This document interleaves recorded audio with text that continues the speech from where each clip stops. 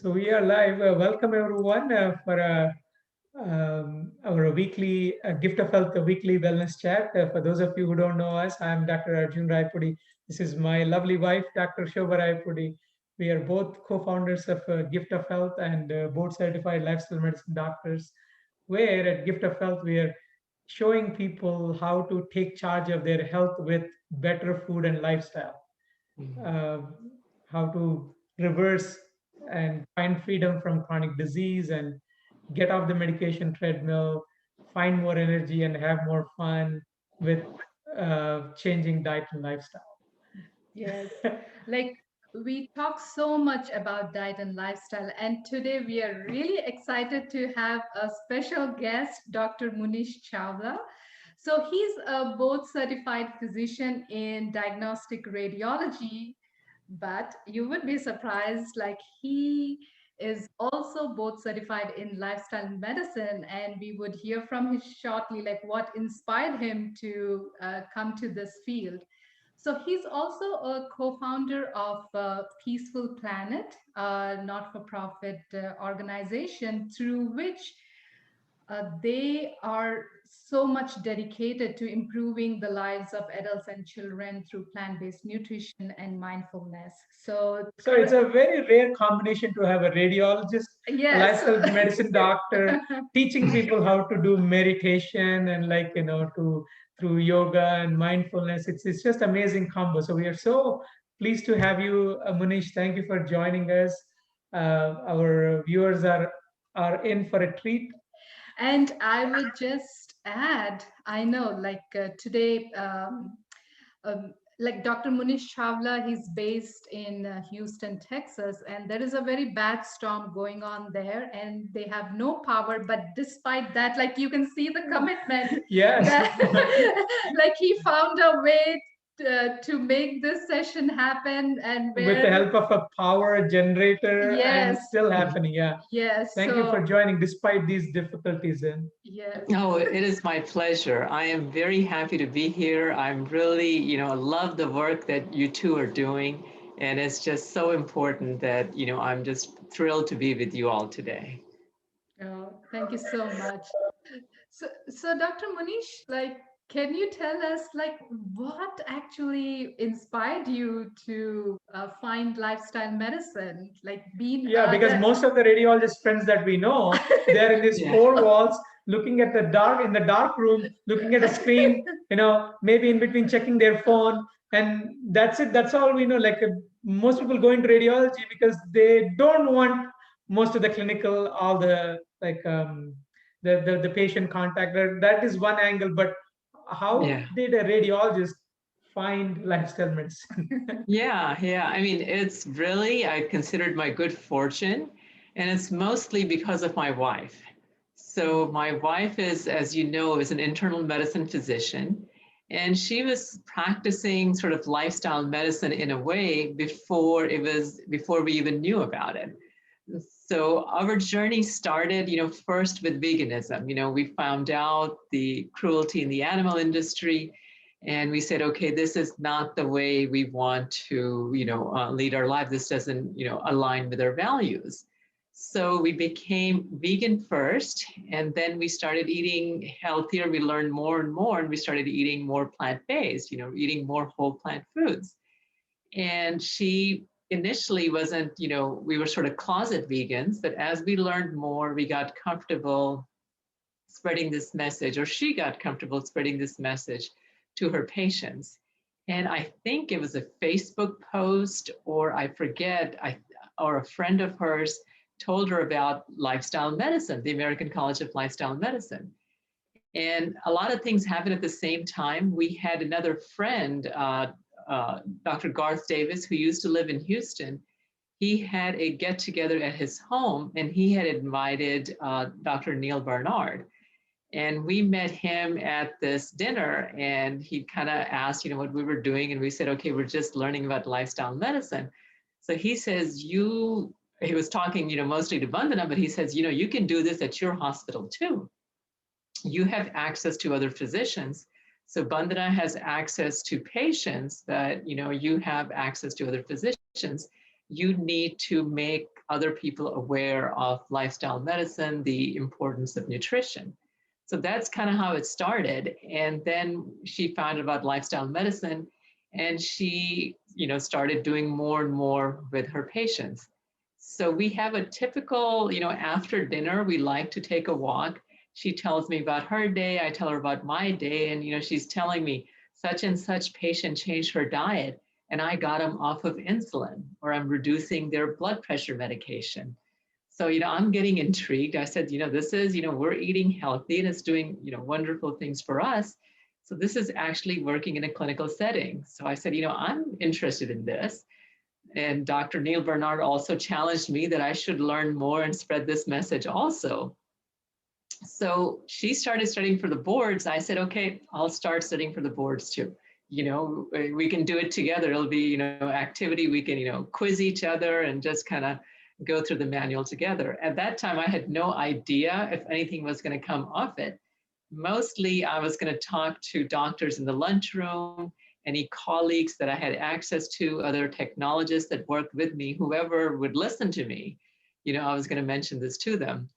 And, all that led to, I started a plant-based potluck at work. And we did this once a month, and people found out that I also do meditation.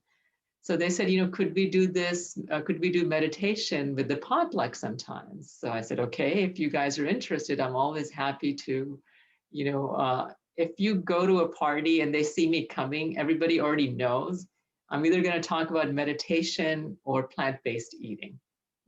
So everybody at work knows the same things also. So those who are interested, they said, let's start a health and wellness club. So in this health and wellness club, we would do meditation twice a month, and we would do potluck once a month. And, it kind of slowly grew, and that was all, going very well. So I really didn't have any big thing, any plans after taking the boards. First was just passing the boards, and we were like, boy, some of the material is, we know about the nutrition, but, the sleep and exercise and all these social things, this is kind of tough, but, both of us passed. And even then, really didn't do anything, but, one thing led to another. Our company, a radiology group, was getting bought out, and they were offering, do you want to work part-time? So I said, okay, maybe, I can do a little more lifestyle medicine. I've got this opportunity. So that's how it started. And as of end of last year, I have basically given up my radiology career, and I'm doing lifestyle medicine full time. And my wife is kind enough to let me work with her in her clinic. So we formed our clinic, Lifestyle Docs. So, we're a full primary care clinic and a lifestyle medicine clinic. So, if someone is not quite ready to change their diet and lifestyle all the way, they still need some medications. My wife can still manage that part. But if they are saying, okay, I'm tired of having diabetes or obesity or high blood pressure, and they want to work on getting rid of this disease, like you mentioned, Arjun, that people want to reverse their diseases. This is the way to do it. And you've had wonderful success, and we've had lots of good success, and it just gives you so much joy to see someone. They were once diabetic and now they're not. They can, enjoy life and have energy and really zest for life, and they're not chained to their medications and counting carbs and all that silly stuff they were doing before. So it's been a very rewarding journey. But it's really my wife who started this journey. Wonderful, Munish. Yeah, you had an amazing, amazing start. That's a beautiful start for our listeners. Like Dr. Chawla, Bandana Chawla was also on this wellness chat just 2 weeks ago, Yes. and you should go back and listen to, like, that's one of the most well received the talks, and it got shared so many times. So it's amazing to have this transition to give up radiology in a clinic, from a clinical setting to doing lifestyle medicine full time. very inspiring. And it's amazing to hear about the meditation. And the thing is, being a radiologist, like you must have seen so many brain scans or images, and personally, like the way you have experienced meditation, and so would you like to tell us like how you got into meditation, and what is that you found, and how it has benefited you and your patients too? Yeah, yeah. So meditation is something that, I've been kind of doing it off and on, and I kept hearing that there's so many wonderful things that, meditation leads to: reduce stress and feeling happier, more joyful. And, I've been kind of going to Buddhist temples every now and then, going to different meditations, but I wasn't doing it regularly. I wasn't doing it on a consistent basis, but I, kept reading articles. So I had an affinity, just being in our household. So I was kind of exposed to it at an earlier age, but I really didn't take it very seriously. Then, I found a course. It was a 10-day course of silent meditation, a Vipassana course. And I told my wife that, I think I want to go to this course. And at this time, our kids, I think, are 8 and 10. And, she is working as an internal medicine physician. She goes, no way, I can't handle, you being gone for 10 days. And then, she kind of thought about it and she says, okay, next summer, one of the kids is going to be in camp, and, just everything sort of lined up. And she says, okay, if you really want to go, then, we can do it next summer. So that was August of 2012. So I went to this Vipassana course, this silent meditation course, thinking this is going to reduce my stress. It was just, being busy with work, family, just different things. I was just feeling like something is missing, or I'm getting, I need better coping mechanisms. So I thought, okay, this will be a good place to really try out meditation. If this works, then great. If it doesn't work, maybe I'll go to bungee jumping. Maybe I'll try something else.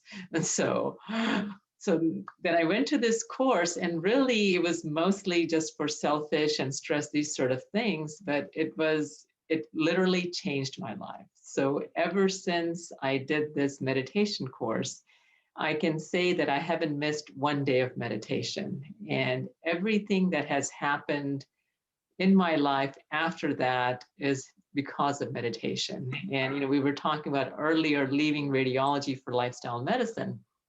I can say with fairly high degree of certainty that I would not have switched from radiology to lifestyle medicine had I not, found meditation, several years earlier.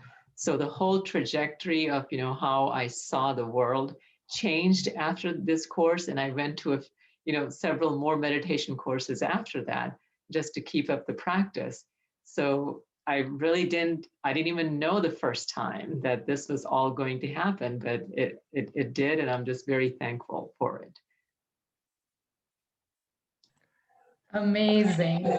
So even like when we are doing our programs, like when we introduce lifestyle, like we do talk about food, and we do recognize like stress is the most common cause, like why we see our patients or participants in the clinic. Like even though a lot of people talk about stress and the way it affects like every system, every body, and the things, even though like we talk about stress, seldom like do we think of methods or techniques like how we can bring it down. And like as you have mentioned, like even doing meditation, like there are a lot of research studies where it has shown like when people had done 8 weeks of meditation regularly for 20 to 30 minutes, like studies have shown that their hippocampus lobe like has been increased, and the areas where which cause stress, like those have been shrunk, like just by doing meditation techniques, which has boosted their memory as well as it has brought down their anger and other things that we experience commonly. So there are so many studies out there mentioning. And in your practice and in your experience, like what have you noticed, like when people do this meditation, like even when you're looking at brain images, like is there something that you have noticed that you would like to share with our participants?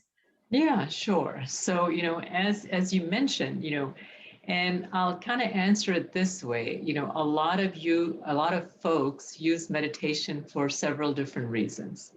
Meditation, as I was looking for a stress relief or better able, coping mechanisms or stress management.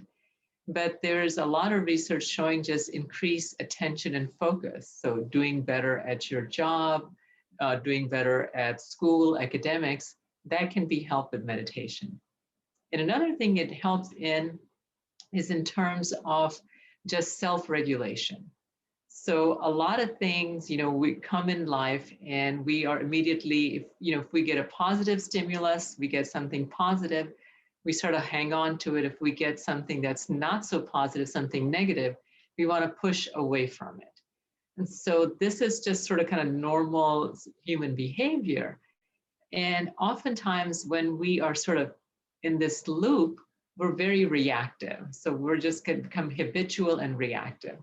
And what mindfulness allows you to do is to become responsive. So you can have a skillful response to a situation as opposed to a habitual or a reactive response. So, we get hungry, we get irritable, the habitual response may be to eat a cookie. Whereas a more skillful response is, maybe, cookie is going to work for the short term, but is that something that's really good for me from a long-term perspective? Apple will also help in this case. An apple, being a whole food is so much more nutritious. It's going to provide the sugar, the calories, the hydration, much more than what a cookie would provide. But, in the moment, if we're reactive, if we are habituated to eating cookies, we're going to be able to do that. With mindfulness, we become more responsive and less reactive. And one of the things I wanted to mention earlier that I forgot to do so, and we can kind of follow up with your question, is that, both of us were so thrilled with this field of lifestyle medicine because it recommends, eating a healthy diet. It recommends that you exercise, that you find healthy ways of stress management. And the graphic that they have is showing somebody doing meditation. So, I mean, this is stuff that we all grew up with in India, taking care of our body, taking care of our mind. And here's this medical specialty which says that all these things, yes, they make intuitive sense. They are so common in the Eastern philosophies, and yet there's so much Western science saying if you eat the right foods, exercise, manage your stress well, stay away from, drugs, alcohol, and smoking, get a good night's sleep, and connect with your family and friends, this actually makes you healthier physically, emotionally, socially, and you have a zest for life, you have more energy. And I was just amazed how much research goes into, how much research there's available of this wonderful specialty. And since, as you know, I'm sort of have a bias for meditation, I really have looked into the research in terms of how meditation affects the brain in terms of the neuroscience. So, I'm since being a radiologist, I can look at, CAT scans and MRIs and PET scans and different things. And this has been sort of, kind of marrying my radiology field and my innate sort of learning, I want to learn new things and my passion for meditation. So it kind of brings them all together.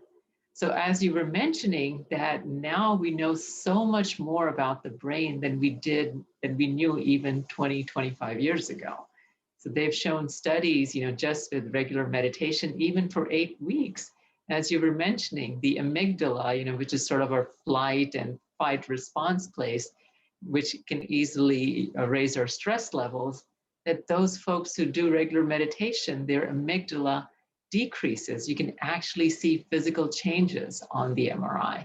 And the hippocampus, the prefrontal cortex, all these other areas, they actually gain in density. So they're the neurons that are working together. You've heard of the phrase,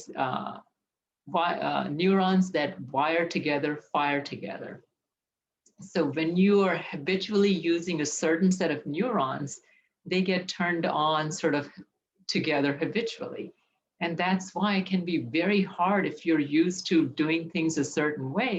Those neurons are now wired together. So that same habitual pattern comes over and over. But the good news is the brain is very plastic. And the fancy word for this is neuroplasticity. The brain can form new connections. And now when you have those new neurons wired together, they will fire together. So this is the wonderful thing we're learning about the brain. And really 30 years ago, people thought all of the major learning, all of the major changes in the brain occur in childhood.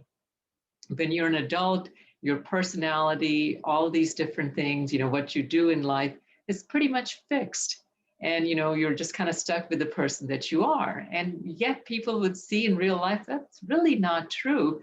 But that's what the neuroscientists and the behavioral researchers were saying 30 years ago, that the brain is sort of rigid, that it's not very amenable to change. But now we know more and more that the brain has amazing capabilities at any age. And the power of neuroplasticity really makes all this possible. And to kind of see this in imaging, it's just kind of fun to see, okay, I did this new habit, new to this practice of meditation.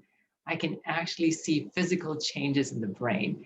So it's so empowering that what you do on a day-to-day basis can change your body and your brain. So I just, find that fascinating. Thank you That for is so cool. Yeah, it's just like we say you can teach old dog new tricks. It sounds like you can train a old the old brain, or you can mold your own brain. Absolutely. Doesn't matter even if it's old. Yeah, but Yeah. there was this thinking in us in general, like most of the behavior patterns are fixed in childhood. Mhm. And once you're reactive, once you're temperamental, Mhm. taking that this is how I am and this is how I'm gonna be, like that kind of Yeah. thinking mode Yeah. uh, keeps us stuck in that pattern, rather the option that you are presenting. And like we have seen it even in our experience, how people's stress levels change, Mhm. their ability to respond to these different situations change.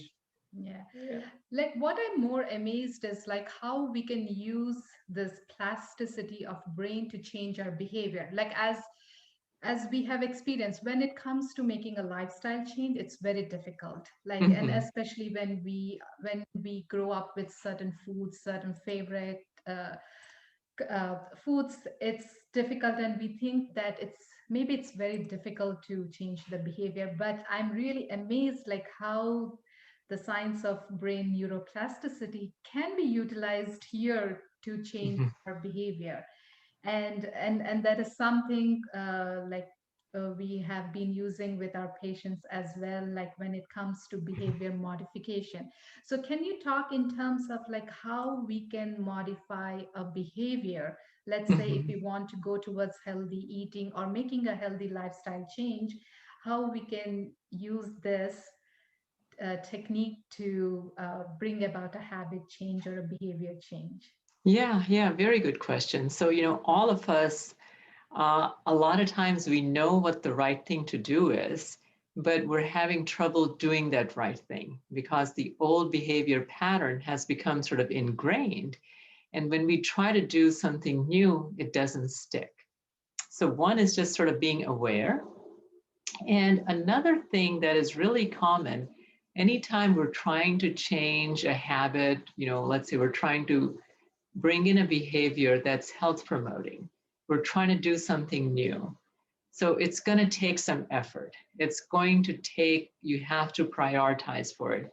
You can't just do it, part-time. You have to make it a full priority. So one, you need a commitment that I'm going to do this. And another thing that helps when you sort of kind of form that commitment, and let's say, you say, okay, I'm really going to make this important, but your life and circumstances are such that you're under a lot of stress. So all the research shows that when folks are under stress, when they are, whether it's, fear or anger or job situation or family situation, in that situation, it's hard to make positive changes. Because when we are under stress, our frontal lobe, which is sort of our CEO, which kind of decides, what is the right thing to do, it becomes sort of downgraded. It becomes, not as active. And our sort of primitive brain takes over. So when stress is increased, our primitive brain sort of takes over. And even though, we may know what the right thing to do is, we have trouble doing it. We have trouble with, emotional regulation, just regulation in general. So one of the things that meditation will help in is just bringing the stress level down. So when your stress levels are lower, you are in a much better position to be able to make that healthy change. So that's one of the things that's really valuable when you're trying to make a healthy change. Anything that'll reduce your stress is going to turn down your primitive brain a little bit, down-regulate that, and upregulate your frontal lobe, where you can make good and positive decisions. Another thing that meditation allows you to do, and especially mindfulness, is just becoming more aware. So all of us sort of, go through life and we kind of do sort of the same things every day, and we're really not aware of a lot of things. So what mindfulness meditation brings to you is awareness. So one of my patients says, she really is addicted to sugar or cookies. And I said, okay, that's where you are right now. But next time you have a craving for a cookie, don't try to use willpower and say, I'm not going to do it. And, we can talk about, and cleaning up the environment, not having the cookies around, but let's just say for example that there are cookies around and she's still got this habit or craving for cookies. So I said, instead of, sort of fighting against that craving, I want you to just get a cookie, sit down on your, breakfast table or wherever you're sitting, and just kind of first ground yourself. I'm not going to tell you not to eat the cookie, but I'm going to tell you to eat the cookie in a certain way. So you sit down on the table, ground yourself, just kind of feel where your feet are, just check in with your body. Is there any tension in the body? Is the shoulders tense? Is the neck tense? And, take a couple of breaths. Just take a couple of breaths and just really try to be in the present moment. Okay, and after you're in that present moment, just take the cookie and very slowly and mindfully, take a bite and really taste the cookie, really kind of taste, what the cookie is like. Because a lot of times, especially folks who become sort of addicted to these sort of foods, their brain has this wonderful sort of a imagination on how wonderful the cookie is going to be. So they have this heightened sort of not awareness, but heightened thought of this is going to be so amazing. I'm feeling bad right now. I ate this cookie, it's going to be so amazing. So they have this notion. But when they actually get into the present moment and they're actually tasting the cookie in the present moment, they find that it's really not that tasty, that it's got a lot of sugar, that it's okay, it doesn't taste bad, but it's not, doesn't taste as good as what they had imagined in their mind. So one, sort of bringing their mind and body together, bringing it in the present moment. And this is where mindfulness can really help, because we have all these ideas in our head that this is going to be so amazing. I eat this cookie and things are going to be wonderful. I mean, that's really what the primitive brain thinks. And then when you actually take the time to get into the present moment and you eat the cookie, said, okay, that was fine, but it was nothing extraordinary, not this wonderful thing that my mind had made up. So once this is what, and perhaps I should have defined mindfulness, before I did, gave you this example, but real quickly, I'll do it right now. So mindfulness, at least how I explain it to my patients, is the first step is just being present here, being present in your body, bringing your mind and body into the present moment. Next, just notice, just be aware of what the present moment brings with it. If it brings, a thought, it brings some pain, maybe in the knee, anything that is going on in the present moment in your body or the mind, just be aware of it. So awareness is key.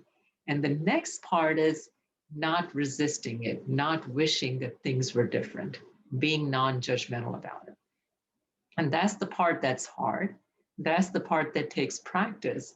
But the initial part of just being aware and noticing, most people can do that pretty quickly. And then, the rest of mindfulness it's a lifelong effort. I mean, we can always be more aware. We can always be more equanimous. We can, be more responsive. But it all sort of starts with being in the present moment. And that's what mindfulness brings to you, that it brings you into the present moment so you can experience the life, you can experience everything moment by moment. And sort of the flip side, people think that if they eat a carrot, they already have this idea in their mind that it's not going to taste very good, that, they have this notion in their mind, but that doesn't sound very appealing because, they've created another mental picture of the carrot. And if they do the same exercise, they sit down, they look at the carrot, and they see the beautiful orange color, and then they take their time to actually taste the carrot in the present moment. They said, well, this is really pretty good. It's not as bad as I think it would be. So we have all these ideas, all these imaginations that we bring to our everyday behavior, and we're not even aware of it. So mindfulness is like a spotlight. It shines light on our behaviors.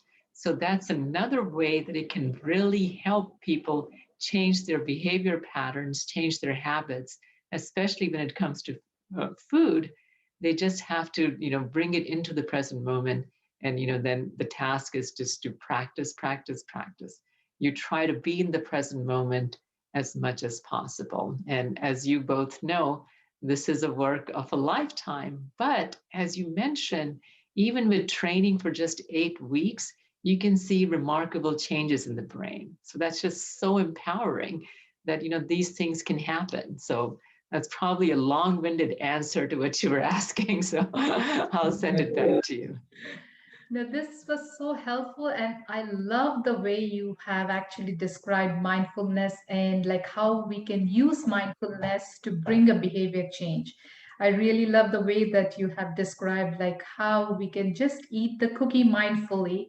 Mm-hmm. And when we are aware, as you said, like many of us realize, yes, this doesn't taste as good as I was imagining.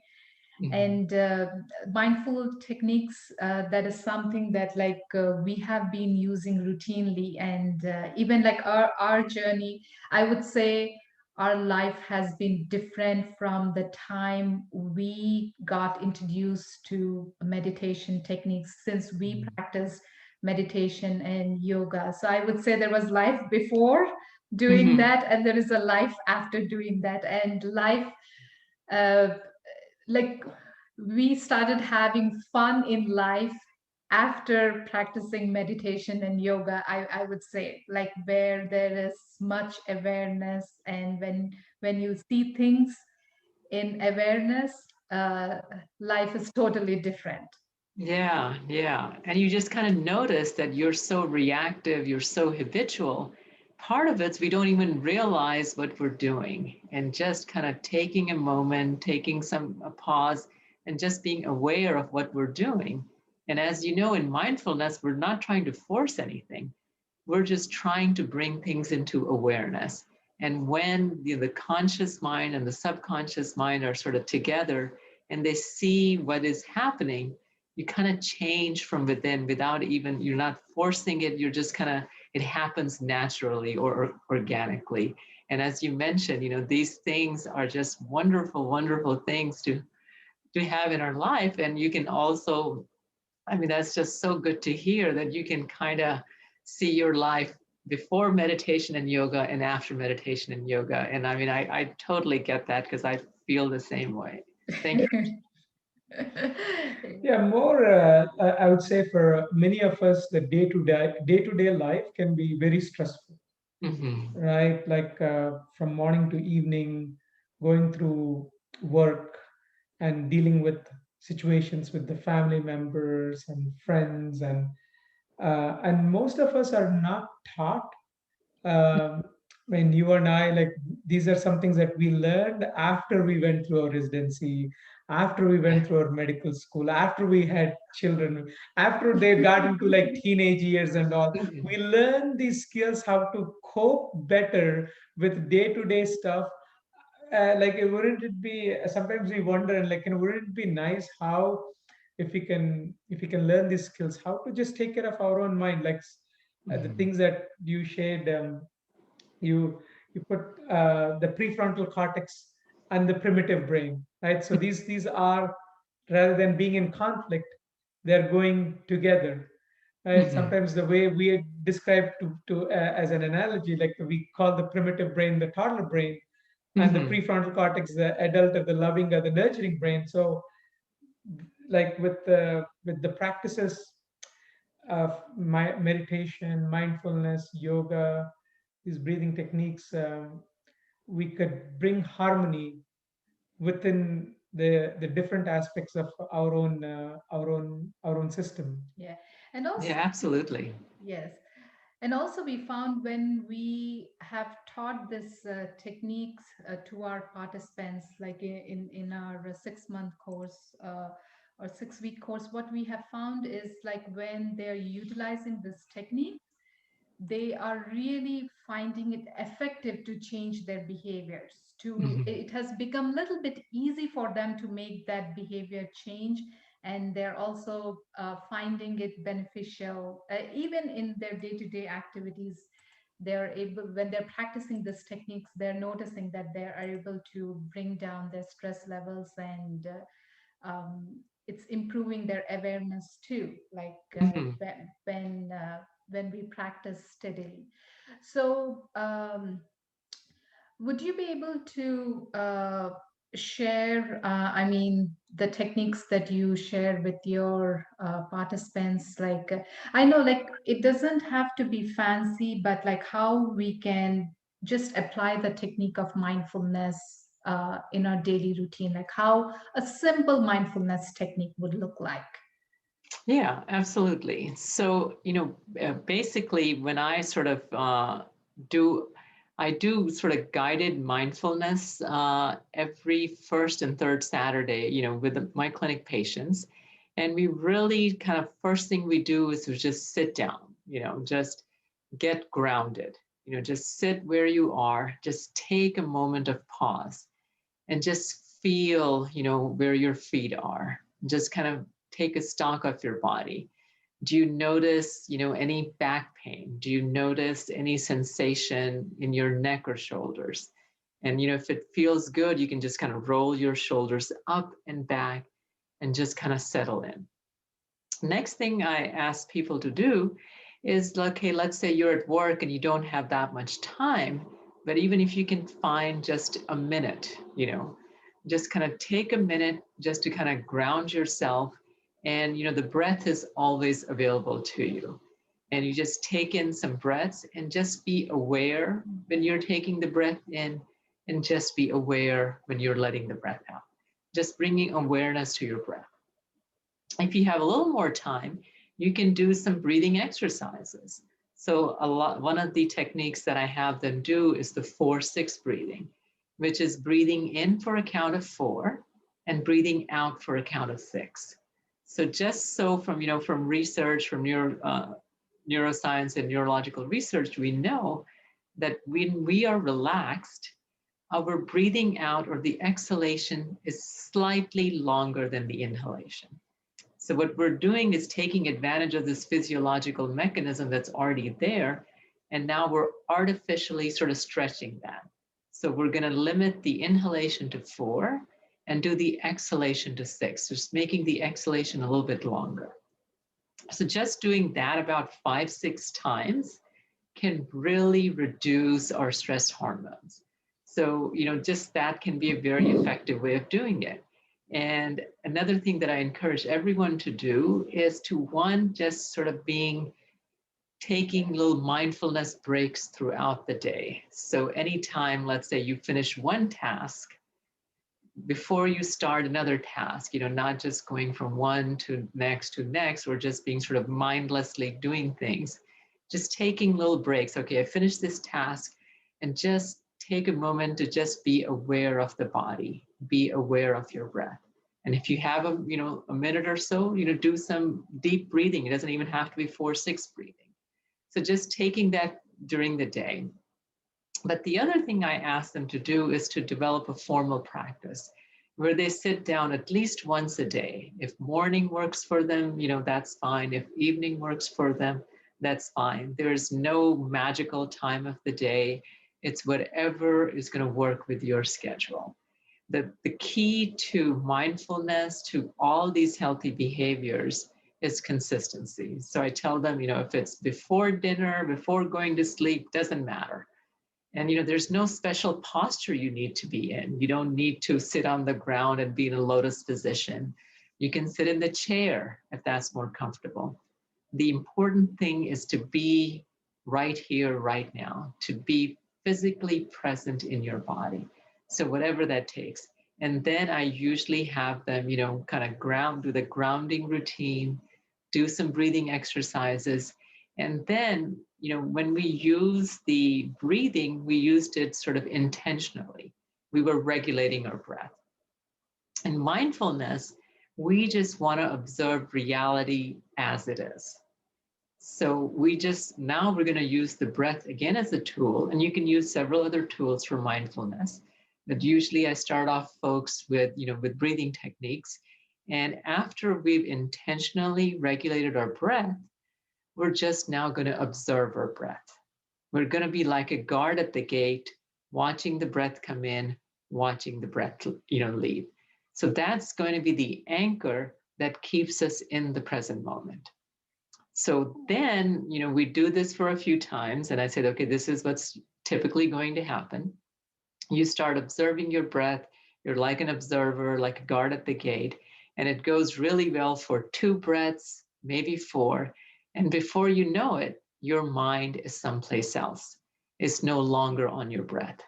So that is a moment of awareness. I say, don't be upset when that happens. Don't get frustrated. Then, you're kind of given this job, given this task to kind of stay in the present moment and use the breath. And you find yourself that you're someplace else. When you find yourself that the mind is someplace else, that's a moment of awareness. And that's what we're cultivating, becoming aware of what our habit patterns of our mind are. What are these subconscious patterns that are always running in the background? Before, weren't even aware that this is going on all the time in the background. So again, meditation is going to shine a light on our own behaviors. So when we notice that our mind has wandered from the breath, that's the time for non-judgment. That's the time for self-compassion. That's the time to say, this is the way things are. That's not the time to say, why can't I do this? This should be easy. Whenever that should thinking comes up, that brings up a lot of negative things. And this is what a lot of folks who are having trouble giving up different foods, they said, I should not be eating this, or I should be eating that, or I should be eating that. But all that does is increases your stress. So this practice of mindfulness reminds you that this is the way things are, and we need to be non-judgmental when our mind wanders. and non-judgmental when we're doing behaviors that are not serving us well right now. With time, with care, with practice, it will change, but it will take, a diligent effort, but it's not going to change tomorrow. So we need to be kind and compassionate and non-judgmental towards our mental thoughts, kind, compassionate, non-judgmental towards our physical behaviors, but at the same time, really make an effort to, to do the right thing, really make an effort to sit down every day to do this formal practice. So you develop some focus, some attention, some reduction of stress, some insight how the mind is working, and some compassion and some non-judgment. All of this just from observing the breath. I mean, and I could keep going on all the benefits you're getting, but just in the context we're speaking, just from observing the breath, you can train your mind to be more focused. You can train your mind to be more aware. You can train your mind to be more non-judgmental, more compassionate from this simple exercise that doesn't cost anything. And all you have today is take 10 minutes, starting out, take 5 minutes, whatever time you have, 5 minutes, 10 minutes, 20 minutes, whatever works for you at this time, and slowly build up that practice. And just by doing things, then, just be open to the experience and be diligent and consistent. And really, it's the magic happens from within. It's just wonderful, as you both know. Thank you so much for explaining. And I would say if there is one thing that you want to take away from this talk would be just applying this mindfulness technique, where you could just sit down, ground yourself, and watch your breath with, even for 5 minutes. You can start out while with 5 minutes. I would And say, like, if people are not used to doing it, even have a timer for 1 minute. 1 minute, Yeah, yes. some people find it. Actually, one thing that we notice with many people is many people are so uncomfortable with silence. Mm-hmm. Like, we are so used to having some kind of noise, like the chatter going on, discussions and challenge, Or always do doing something. something, Yeah. or playing Mhm. something in the background, some music or TV or something is going on all the time. So if we take all the supports and we ask them to be, just be with yourself for 5 minutes, people find it even so hard. Yeah. So we say anybody can meditate. You start with 1 minute. Mhm. Okay, when you can be yourself by 1 minute, okay, so then this slowly go, increase the yeah, time. yeah. Yeah. So Yeah. it's funny that we many of us have trouble being with ourselves. Mhm. It's a that even we when I observed that within myself, I thought that was funny. Like, why is it I'm always longing to be with something or someone? Why can't I be just be okay with by Yeah. myself? Yeah. So just having that Right. awareness, and with the things that you described, you gave so many tips to that our Yeah. listeners can use. And I would also share that there are so many programs out there which teach Mhm. meditation, yoga, mindfulness, and we have taken advantage of those programs. And I think those programs have changed our lives too, where we have learned art of meditation or art of happiness, so. And there are also kids program, adult program, a lot of programs out there which people can take advantage and have a formal practice that they Mhm. can use in everyday lives. But let's say even if you are not able to attend these courses, just this one practice where you're just sitting for 1 minute and increasing the time 1 to 2 or 1 to 5, where you're just mindful of the breath, that itself works wonders. And of course we cannot let you go without doing the meditation. As you said, we would love to experience, if you would like to guide through a, a meditation process. Sure. Yeah. Let's do a short one. Yes. So really, just get comfortable. And I really want to highlight, what you said, Dr. Rayapudi, really start where you are. So if right now 1 minute is all you can manage, that is the perfect place to begin. We have to start where we are. So I invite everyone to just kind of give this a try. And I'm going to kind of make sure that I'm sitting comfortably on this chair. And if it feels comfortable, you can have your back away from the chair that's supporting it. So you really feel the feet as gravity is pulling them down. Really feel that contact with the ground. And if it's easy for you, you can close the eyes or look down. Either way is fine.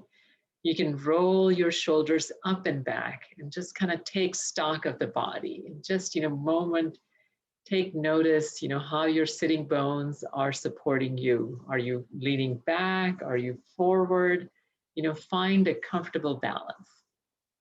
Okay, and first we're going to do some breathing exercises, and I'm going to be closing my eyes in and out, and then we'll do a little bit of mindfulness. And I always like to end my mindfulness practice with a little bit of loving kindness meditation.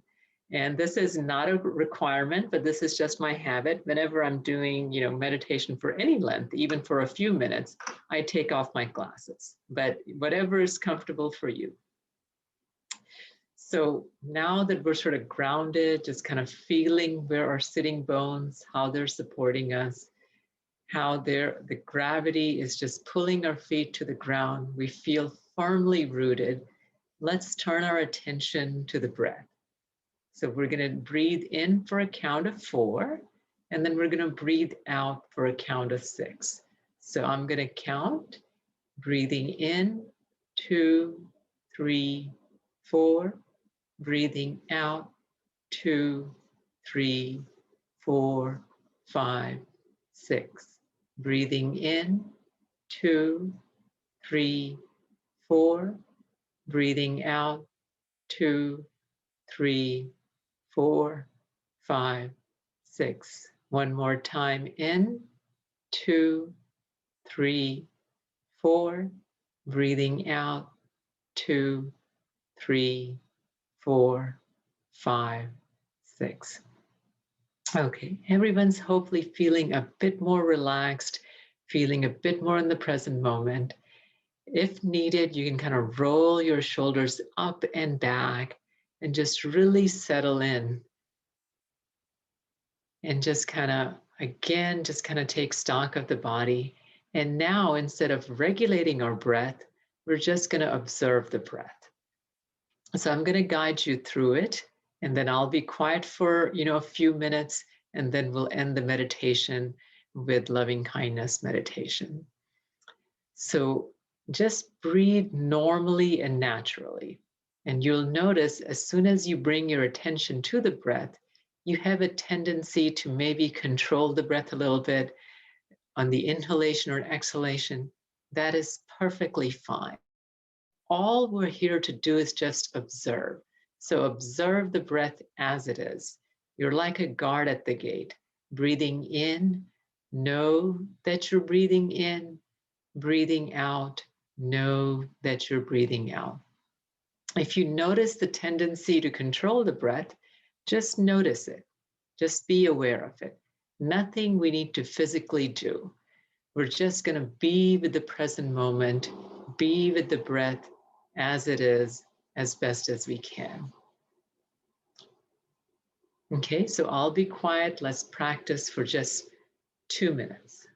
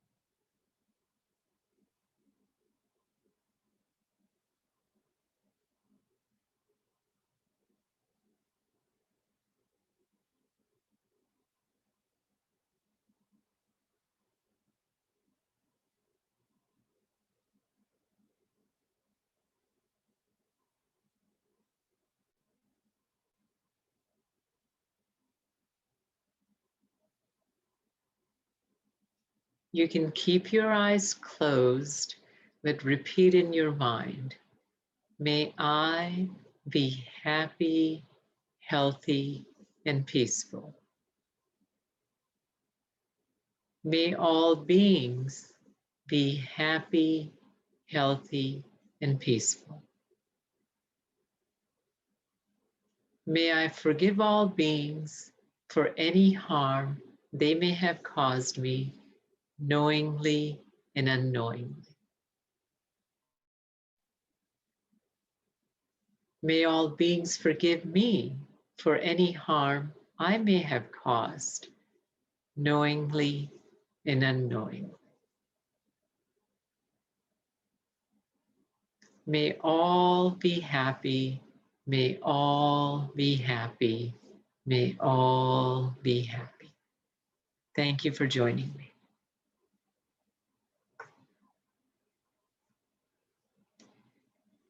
Thank you so much for inviting me for this wonderful conversation, Dr. and Dr. Rayapudis. Oh, thank you so much for that beautiful meditation, Dr. Chawla. It's a wonderful session. And thank you so much for joining, despite the challenges that you're having, the storm and the loss of power. You just It is my pleasure. You know. I'm happy to do it. It's always a Yeah, this joy was to so join both of you.